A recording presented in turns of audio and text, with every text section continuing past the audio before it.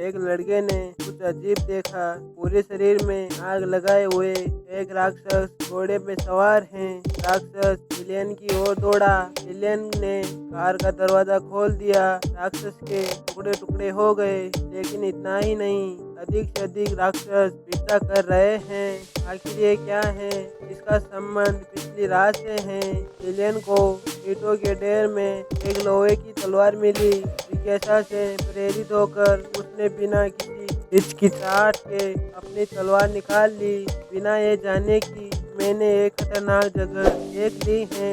रात को अलमारी में तलवार चमकने लगी। खिड़की के बाहर एक अजीब आवाज आई। एलियन खिड़की की किनारे चला गया। वो धीरे से पर्दा खींच लिया। जमीन के नीचे से एक मरा हुआ शूरवीर फिर से जीवित हो रहा है। उसने एलियन की ओर देखा। इस दृश्य को देखकर एलियन की तबीयत खराब हो गई है। शूरवीर घर में घुस गया। एलियन भागना चाहता था, लेकिन तब तक बहुत देर हो चुकी थी। उसे बस अपने कमरे में भागना था।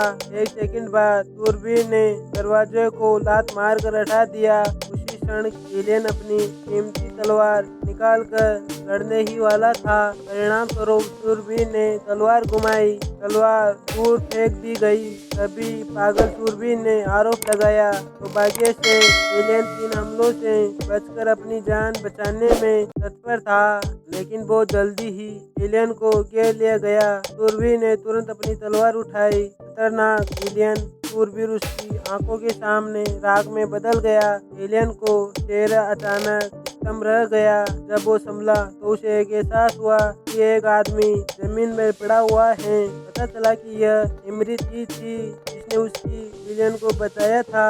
इमरित ने एलियन से कहा, चलो कल फ्राइड चिकन की दुकान पर चलते हैं। इतना कहकर वह पक्षी बन गया।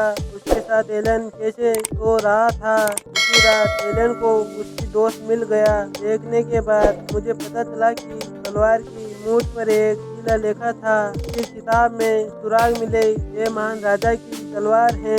और होते ही वे दोनों तलवार ले आए। इमरी ने उन्हें दोनों को बताया, ये तलवार मूल रूप से रानी मोगनों को सील करने के लिए थी। तलवार खींच ली गई है, मोगनों भी खोल दी गई है। आत्मा शूरवीर उसके अधीनस्थ है। वे शूरवीर रात को जागेंगे और तलवार वापस छीन लेंगे और मोगनों अपनी घुड़सवार के साथ 3 दिन बाद पूर्ण सूर्य ग्रहण पर होगी।